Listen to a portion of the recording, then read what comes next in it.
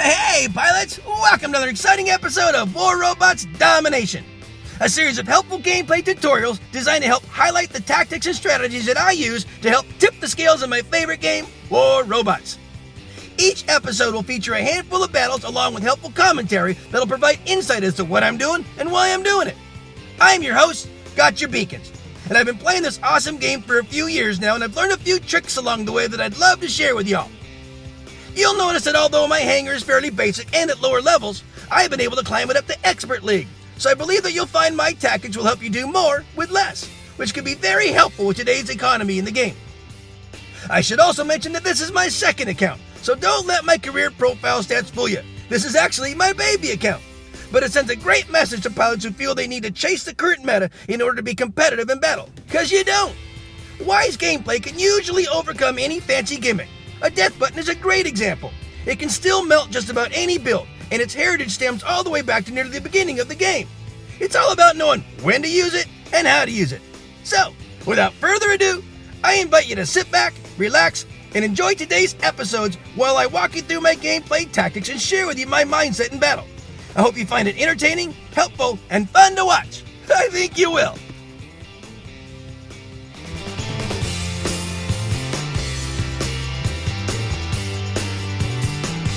I'm going to call this battle Stay in Step, and I'm going to talk about it here in a second. Enjoy my friends in the background and status as they play their awesome song, Woodish. So, this is the new recruits. I am in my tutorial account. As you guys know, these bots are level 6, the weapons are at level 9. I do this so I can make these tutorial videos to show y'all that you don't have to have high firepower in order to prevail or at least be relevant in this game. It's just about knowing when and how to use what you do have and making wise choices. And I teach lots of different aspects of how this. I teach more about mindsets and when to go for it and how to go for it and what you should be doing and what you should be thinking about. And I do it with intention. Again, I'm trying to help you guys understand how to play the game. Now, I'm calling this thing Stay in Step. You want to know why?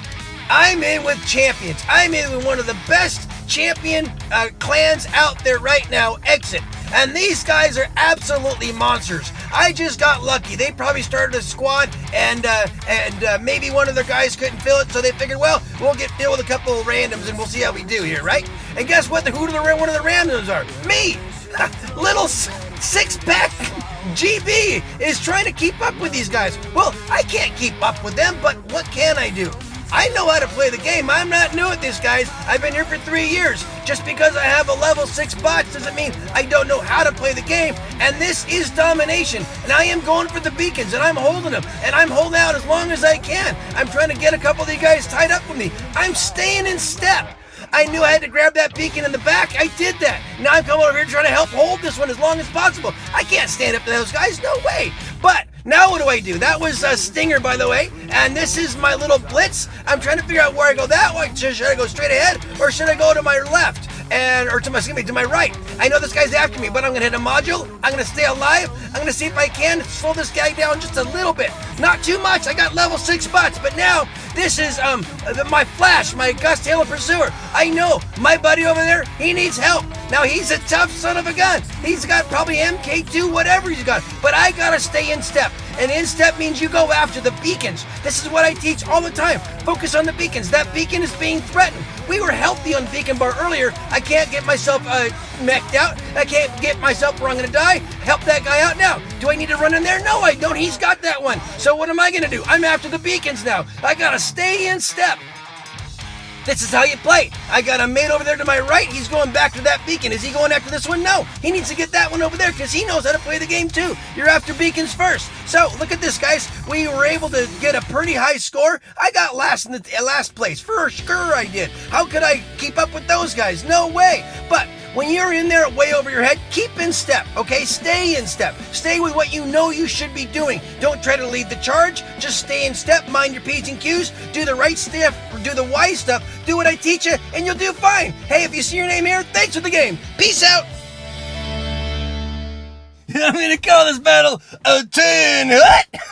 Yeah! Enjoy my friends in the background and status as they play their awesome song, November. Stick around, guys. This has got a good lesson in it. So this is Valley, and I've got the the old guard in here. I've got Major Pain in on the old guard, and I opened up with my support range bot here with Major Pain, and from here I can monitor the field, see where we're at on beacons, see where my team is at, see what we're doing. Looks like we got the center beacon, which is the neutral beacon. We also got our main home spawn beacons. So that puts us up at a 3-2 thing there. And from here, I can pretty much watch a lot of guys and get a lot of angles. There's a couple kills there for Major Pain. I'm going to keep watching around. Boom. I was thinking, that guy, triple kill. Just finished him off. I really didn't take advantage of that. I kind of took advantage of a situation. But you know what? Anytime someone's going after the center beacon, you got to help out. It's not steal killing. It's just killing. There's a rampage. I'm still keeping strong here with the Major Pain. It's a good spot here. Looks like they're getting ready to take over the center, but we took their spawn beacon. They're going after our back one here. That was a long walk for nothing, buddy. But that's good. See, what you want to do is you kind of want to watch the field like I'm doing here. And this is why I opened up with the Major Pain. But you know what I can do from here is I can see what's going on. I can kind of take advantage of when things are getting out of control, and I can hop in. But look at that, we got 4-1 beacon advantage. They're getting one back, and then they should. That's their spawn beacon over there. But we're holding a very good beacon advantage. Our guys are doing really, really good on monitoring a beacon, and that's really good. When you're playing solo, and you're just in here with a bunch of randoms, you just hope that everyone's got the drill, that everyone understands the priority. And right now, as always on Domination, the priority is 3 and hold. You can try to go for 4 or 5 if you want to. Oh, this one really upset me, man. I put Quantum Radar on Major Pain, and that guy flew up. I was ready for him, but then I couldn't get the toggle onto him. I couldn't pick my you can't pick what you're toggling to. You just keep toggling and wait for your aimer to go to the one you want, and I couldn't get him to do it. Oh gosh, that was frustrating. It was like a waste of a Quantum Radar. I was like, oh good, I'm gonna finally use it, and I didn't, because it didn't work, because I couldn't get onto the guy. But this is where I 10 hut. I saw we were down by 4 beacons a while. I'm like, what in the world's going on here? We are getting ready to lose it. And so I 10 hut. I jumped out of the general, or the Major Pain, and I'm going to town. I take Frick in here. I got that one beacon back. Now I take Frack out here. I'm not going to win this one. I probably not, and this was not a good one because his suppression thing took my weapons out of range, but that's okay. I'm after it. I'm on it. I am attention. I am all over about getting our beacons back. We didn't want to let this one slide away. We definitely had these guys all over, and yet they were coming back strong. Luckily, again, I'm on a team that understands beacons. So what I can be doing is tying these guys up, getting their attention. I'll die right now. It is one sacrifice after another, because right now we need to worry about beacons. Since they are down 2 guys, I know that our guys are out there running around grabbing the beacons, and that allowed us to save that one, a 10 hut, and make sure that we didn't slide behind there. That was a great effort on everyone's side. Looks like I got a pretty good amount of damage. We have a combination of experts and some champions or masters on our team. We had one little guy at the end there. There he is, a level 24. He's playing with some mates. Sometimes that can put him in way over their head and put your team at a disadvantage, but it looks like they had someone that didn't do too good on their side too, so it was a fairly even battle, and it was a lot of fun. So if you see your name here, thanks for the game. Peace out, guys. I'm going to call this battle Beacon is Believing. It is this episode's Beacon Rush battle. Enjoy my friends in the background and status as they play their awesome song 4. So this is this episode's Beacon Rush. I'm putting in Frick. This next performance deserves a formal introduction.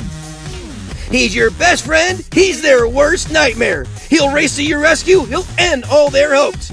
Although he's a twin, he's not like his brother. Compared to him, there is no other. He's the one that will make any red sick. He's the one and only. He's Frick. It can't be overstated that my Panada Orkin Raven, also known as a Death Button Raven, is a threat to any red that gets within range. Not to mention a phenomenal beacon runner when called upon, making him one of the most valuable and universal builds in my hangar because he can be used in so many situational needs.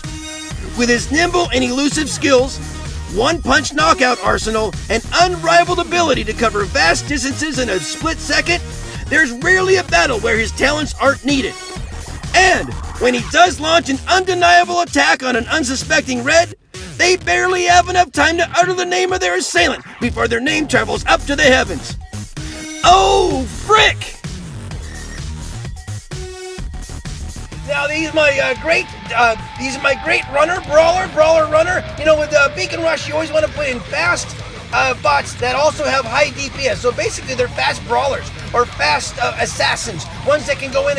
And the great thing about Beacon Rush is once you open that portal to a neutral beacon, your mates are going to be jumping in after you. So you don't have to worry about whether or not you can take all these guys out, like the invader, because I know I have an army of mates that are going to jump in right behind me as soon as it happens. So now Frick is still alive. He survived that battle. So now he's going to go off to this next one. So this is their home spawn beacon, and it's something that normally you don't even get a shot at, but I'm going to go ahead and rather than shoot at that guy, watch what I'm going to do. I am not going to shoot him. Oh, I'm going to survive though, and hit a module, and yeah, I got their spawn home beacon. So now they really can't even spawn at home, and if they do, they are going to be asking for trouble because we got guys that can open up right and spawn right there. I'm going to jump back behind the cover and try to recharge here, but look up for my next opportunity, help my mate out here, and boom, erase that guy, and get back here and see if I can keep this going. You know, who cares? Look at Frick, man, go. Yeah, he's not going to make this one out, but you know what? I even chunked that guy down pretty good. So now I'm going to hop into my next little assassin. This is Flash. He's my Gust Halo Pursuer. Now, I only have one Halo on him, so he doesn't always lock them down, but, you know, he's still pretty formidable. And I can hit a module, I can hit stealth, I can hit the guy behind that guy, and now I can go after that guy, and yeah, we're going to keep this one rolling. Man, this is definitely Beacon is believing. Beacons is what you go for on Beacon Rush. You leave your range support bots at home. You know, the General and Master and Major Pain, they aren't in my Beacon Rush hangar. There's no place for them. You want to do nothing but high, fast DPS and fast bots, so you can get to the beacon and defend it, hold it, and chunk out anyone that's there, or drop and then spawn in on another beacon that you have turned and don't let it get turned. And that's sometimes you're going to have to want to do that too.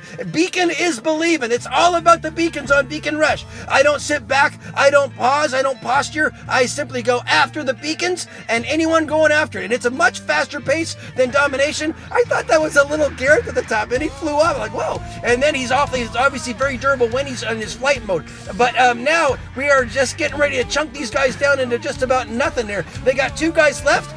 The one that we're at right now, and he's got must be an invader or Ares, excuse me. And now that's the little guy. He's the one that's left. He's the one that jumped off the roof. And now we are going to get ahead and get the rest of the beacons, and he's going to hide underneath there. I'm going to see if I can jump backwards and land and see if I can get this guy in my range. I got one arm missing, but I missed the jump. And I think we're going to get it on beacons anyhow. So there you go, guys. A beacon is believing for sure. That was a lot of fun, and you just got to rush on in on Beacon Rush. Grab those beacons and open up those portals. Looks like we had a couple of, one guy that didn't do so good on our team and a couple on their team. So you know what? Some guys are going to drop out too, and that might obviously sway the influence of the battle, and that happens too sometimes. But it was still a lot of fun, and it's still focusing on beacons is the way we got that one advantage there. So that was a lot of fun. If you see your name, thanks for the game.